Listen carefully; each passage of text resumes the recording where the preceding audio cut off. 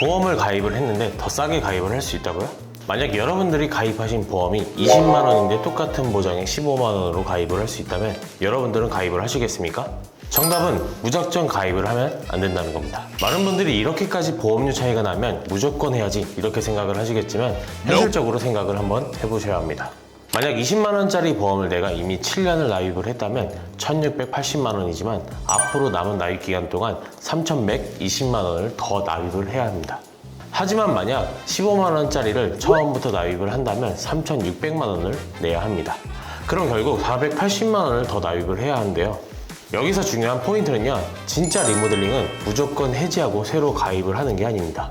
이전에 있던 보험은 이미 납입도 많이 했기 때문에 그대로 가져가시면서 필요 없는 건 삭제하고 부족한 보험을 새로 가입을 하는 게 가장 합리적일 텐데요. 물론 이 말이 당연한 말이겠지만 많은 분들이 기존 보험을 정리를 하고 새롭게 준비를 하시는 분들이 정말 많은데요. 제가 쉽게 한번 말씀을 드리자면 이미 가입했던 보험에서 필요한 건 그대로 유지를 하고 불필요한 특약은 없애서 보험료를 줄이고 나에게 필요한 보험을 준비를 하는 게 진짜 리모델링인데요. 이게 말은 쉽지만 실제로는 어렵습니다. 왜 그럴까요? 이 리모델링을 진행을 할 때 굉장히 애매한 케이스들이 있습니다. 첫 번째로 가입하신 보험에서 기본적으로 무조건 들어가야 하는 특약에 가입 담보가 높거나 적립보험료가 들어간 경우인데요. 이게 왜 애매하다고 말씀을 드리냐면요.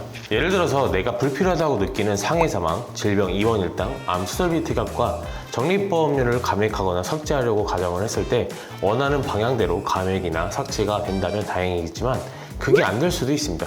특히나 예전에 가입하신 보험들을 보면요, 적립보험료가 기본적으로 들어가야 하는 경우는 중간에 뺄 수가 없습니다. 갱신 대체 보험료 때문에 적립보험료가 무조건 들어가야 하는 케이스들도 있고요. 그리고 기본적으로 가입된 특약의 가입 금액에서 감액이 어느 정도까지 될지 모릅니다.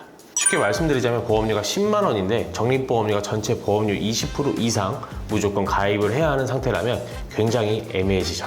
그 말은 즉슨 보장보험료가 8만 원, 적립보험료가 2만 원이라면 전체 보험료가 10만 원이지만 실제 보장받기 위한 보험료가 8만 원이기 때문에 굳이 내지 않아도 되겠는데? 라는 생각이 들 수 있습니다. 하지만 삭제가 안 된다면 참 어려운 선택이라고 생각이 듭니다. 제가 상담을 하다 보면 가입한 보험이 조금 만족스럽지는 않지만 그대로 유지를 하시거나 그대로 해지를 선택을 하시는 분들이 있거든요. 이렇게 리모델링에 대한 관심을 갖게 된 경우에는 내가 부족한 보험이 있어서 추가적으로 가입을 하기 위해서 이거나 내고 있는 보험료가 부담스러울 때 관심을 갖게 됩니다. 그렇기 때문에 애매하게 기존 보험을 유지한 채로 추가적으로 가입을 하신다면 원래 부담을 줄이려고 하는 목적성을 잃어버리게 됩니다.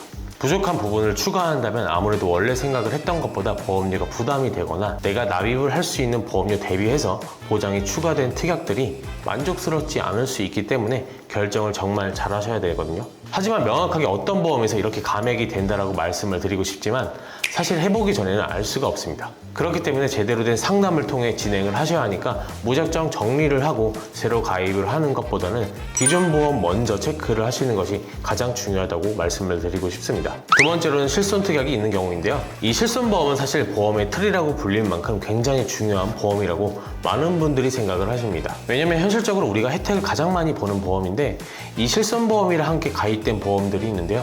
2018년도 4월부터 실손보험이 종합보험과 함께 가입이 불가했습니다. 하지만 2018년도 4월 이전에 가입을 하셨던 분들은 종합보험에 실손보험이 함께 가입된 케이스들이 굉장히 많은데요.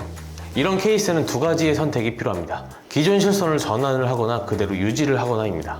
이 실손보험을 전환하지 않으면서 기존 보험의 불필요한 특약들을 삭제를 하는 경우에는 사실 가장 리모델링 하기에 고객님 입장에서도 설계사의 입장에서도 굉장히 어렵습니다.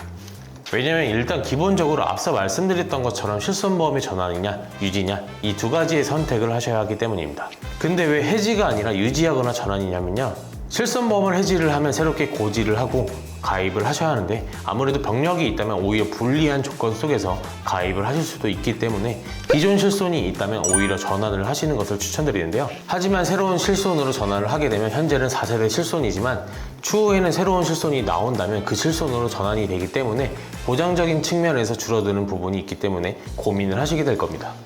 하지만 보험료가 부담이 된다면 당연히 고민을 하실 수밖에 없습니다. 언젠가는 선택을 하셔야 하는 부분이기 때문에 각자만의 기준점을 정하시는 게 좋겠죠? 저는 그 선택을 할 때 실손보험의 보험료가 부담스럽지 않는 금액이 어느 정도일까 기준점을 두고 진행을 할 것 같습니다. 실제로 설계사분들이 이런 고민들 끝에 리모델링을 진행을 하시는데요. 하지만 무작정 해지를 하고 새롭게 가입을 하는 방향성을 갖고 보험 관리를 하시는 것은 정말 추천하지 않으니까요.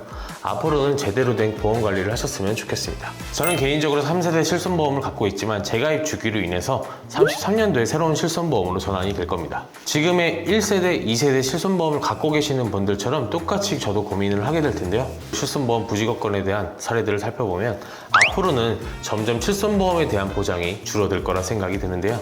왜냐하면 과잉 진료나 과잉 청구로 이어진 실손보험의 입원 적정성 사례 등을 고려를 해보았을 때 미래에는 실손보험보다는 다른 보험에 대한 보장이 중요해질 거라 생각이 듭니다. 이제 보험은 가입을 하고 끝 이렇게 생각을 하시기보다는요, 트렌드에 맞춰 지속적인 관심을 갖는 게 가장 중요합니다. 점점 트렌드는 변하기 때문에 흐름에 맞춰 준비를 하시는 것이 가장 중요한데요. 그렇기 때문에 지금부터라도 준비를 잘 해두시는 것이 가장 중요하다고 생각을 합니다. 오늘 영상을 보시고 보험 점검이 필요하신 분들은 우측 상단 연락처로 전화를 주시거나 댓글 고정 링크 카카오톡 채널 상담 신청으로 연락을 주시면 친절하게 답변 드리도록 하겠습니다. 영상이 도움이 되셨다면 구독과 좋아요 그리고 많은 분들께 공유까지 부탁드리도록 하겠습니다. 감사합니다. 본 광고는 심의 기준을 준수하였으며 유효기간은 심의일로부터 1년입니다.